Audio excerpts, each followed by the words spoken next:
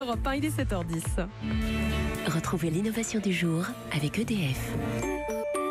Maxime Switek. L'innovation sur Europe 1. Bonjour Anissa Mbida. Bonjour Maxime. Une technologie surprenante ce matin, des haut-parleurs. Alors écoutez bien, des haut-parleurs qui dirigent le son directement vers nos oreilles. Oui, c'est à peine croyable. Je vais vous donner un exemple. Vous posez votre téléphone portable sur la table. Vous mettez en mode haut-parleur, mais il n'y a que vous qui pourrez entendre ce qui se passe dans le téléphone. Personne d'autre, même pas votre voisin de table au restaurant. Vraiment, personne d'autre. Qu'est-ce que c'est que cette histoire? Attendez, c'est pas tout. Ça va même beaucoup plus loin puisque vous pourrez bouger, vous pourrez vous lever, vous déplacer et le son va suivre vos deux oreilles, rien que les vôtres, et se nicher directement à l'intérieur.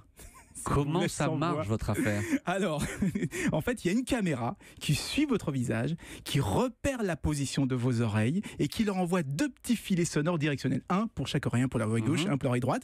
Et vous serez le seul à entendre ce petit filet sonore. Ce sont des ingénieurs israéliens de la société Noveto qui ont mis ce système au point. Et j'ai testé la technologie et croyez-moi, c'est bluffant. Mais attendez, ça marche que sur les téléphones ou ça peut s'adapter ailleurs? Non, ça peut s'adapter partout, sur les chaînes IFI, sur les télés, sur les postes de radio, pourquoi pas. Donc on pourrait bouger dans tous les sens dans sa maison et on aura l'impression de toujours avoir un casque sur la tête. Et ça fonctionnerait aussi très bien en voiture, par exemple pour un GPS. Comme ça, il n'y aurait que le conducteur qui entendra les fameuses instructions. Dans 100 mètres, préparez-vous à serrer oui, à droite. C'est ça. Tais-toi GPS. Les enfants pourront dormir à l'arrière. En fait, la technologie peut s'adapter partout parce qu'en fait, c'est le haut-parleur qui intègre la caméra et qui va suivre vos oreilles. Quant au principe du son directionnel, si vous voulez jouer les savants, ça s'appelle le principe de Huygens. Ah bon? Mais ce qu'il faut retenir surtout, c'est que ça permet de diriger les flux sonores exactement comme on dirige aujourd'hui un flux lumineux. Vous l'avez testé à Nice, donc c'est déjà commercialisé? Ça vient de commencer, mais pour le moment c'est uniquement vendu aux professionnels. La société allemande Holospot par exemple vient d'équiper des salles de cinéma et des boîtes de nuit avec. Mais là il ne s'agit pas de viser des oreilles de personnes en particulier, mais des zones entières de la salle. Du coup au cinéma, certains rangs peuvent entendre le film en VO, alors que d'autres rangs pourront l'avoir en VF. C'est fabuleux. Et pour les boîtes de nuit, vous savez ce qu'ils font?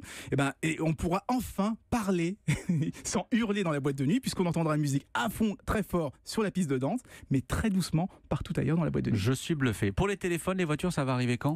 Là, il va falloir attendre un petit peu, parce que la technologie coûte encore extrêmement cher à mettre en œuvre. Et puis, il faut l'avouer, la technique n'est pas tout à fait au point pour suivre les oreilles. Ils ont du mal, par exemple, quand il y a plusieurs personnes qui passent l'une devant l'autre pour reconnaître quelles sont les bonnes oreilles de la bonne personne. Mais comme toujours, les prix vont baisser et toutes ces avancées, avec toutes les avancées qu'il y a en ce moment sur la reconnaissance vocale, ça m'étonnerait pas qu'ils finissent par régler leurs problèmes et fiabiliser le système. En tout cas, c'est une vraie belle innovation et j'ai hâte de la voir déployée un peu partout. Nous aussi, innovation incroyable. Merci beaucoup Anissa Mbida. À demain.